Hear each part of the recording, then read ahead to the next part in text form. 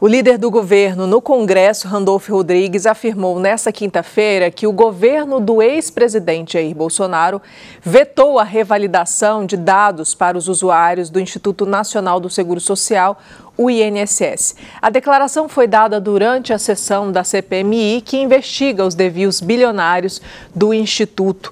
O senador se referia à medida provisória 871 de 2019, que cobrava a reavaliação do desconto a cada 2 anos. Em 2022, a exigência foi revogada. Randolfo afirmou que a então oposição e a bancada do PT tentaram derrubar o veto presidencial ao mecanismo. A declaração se deu durante questionamento de Randolfo a uma das testemunhas convocadas para essa sessão.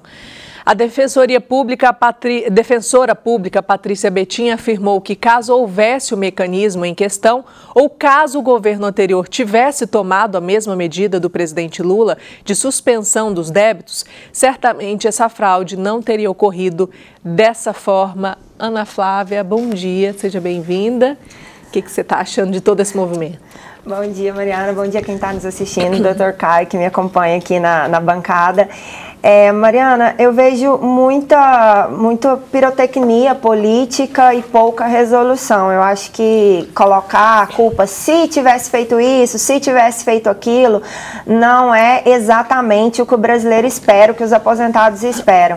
Tem gente envolvida nessa fraude que é servidor estável, que está lá há 20, 30 anos. Então tem que ser, eu acredito que se é para ter CPMI, eu sei que muitas vezes no Brasil isso é um instrumento político mesmo, para fazer esse tipo de coisa, é imputar com foco extremamente eleitoreiro a um lado ou a outro, mas não é isso que nós precisamos nesse momento. Nós precisamos de uma investigação séria, que vá atrás de quem autorizou, quem devia fiscalizar e não fiscalizou, quem da CGU devia reauditar e não reauditou, quem do TCU deixou passar as contas sem ter visto o problema.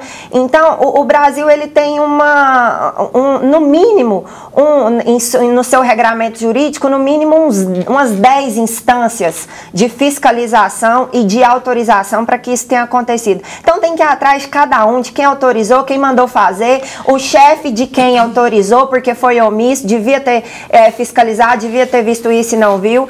Passou na Câmara e devia ter sido olhado e não foi olhado. Então é a hora de passar um pente fino no serviço público do Brasil, que é muito caro. A despesa pública, nós estamos nessa situação no Brasil, porque a despesa pública é alta, porque o serviço público federal é caro. Então tem gente lá que ganha 20, 30 mil para olhar isso e não está olhando, e é a hora do legislativo dar essa resposta à sociedade. Porque quem são os responsáveis por ter mandado fazer e ter deixado fazer? Doutor Caio Montelo, seja bem-vindo, bom dia. Obrigado, bom dia Mariana, bom dia Ana Flávia. Eu queria inclusive que você aproveitasse para comentar essa fala do Randolfo também, que ficou, pelo que eu saiba, na época do governo Bolsonaro existiu um projeto justamente para fiscalizar isso. Denúncias ocorreram no governo federal, na época do presidente Jair Bolsonaro, e eles constataram que existia uma alta probabilidade de fraude.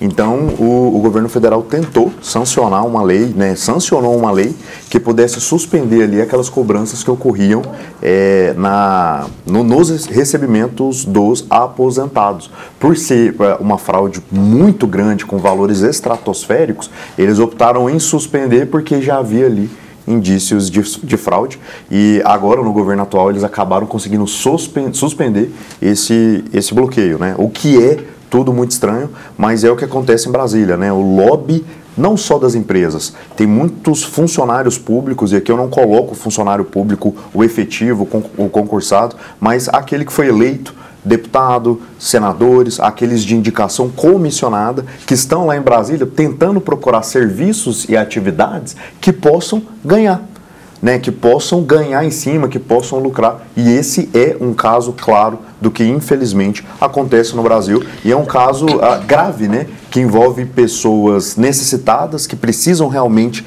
daquele valor que é pago, né, aposentados, senhores, pensionistas, e de forma pulverizada, né, é R$10 ali, é R$20 ali, é R$30 ali. Chegou na casa de bilhão, né? Que na somatória chegou na casa de bilhões. Agora nós estamos tendo aqui no Congresso uma CPI que tem um cunho político, e as CPIs pelo mundo afora tem esse papel político e é utilizado também, é claro, na vitrine aqui, na televisão, nós estamos comentando, a vitrine é o que? A busca da justiça, mas por trás nós sabemos que tem cunho também eleitoreiro, cunho também eleitoral. Então isso tudo que nós receberemos a partir de agora precisa ser relativizado e precisa ser constatado nos autos da investigação. Eu vi que o ministro André Mendonça vai encaminhar boa parte das investigações, daquilo que está sendo investigado para a CPI. Então, isso é extremamente positivo. Agora, a CPI tem algo interessante quando a gente olha uma investigação normal, que é o quê? A exposição de políticos, a exposição de grandes empresários, né? Se há uma suspeita, se há indício, consegue convocar para que possa participar. E nós, aqui, brasileiro, mediano, conseguimos visualizar e ter acesso a essas pessoas. É uma coisa que vai durar muito tempo ainda, né? A gente sempre espera, né, que essas CPMIs ou CPIs deem alguma coisa, nunca dá em nada, mas pelo menos para expor, para a população ter um conhecimento, talvez sirva, né?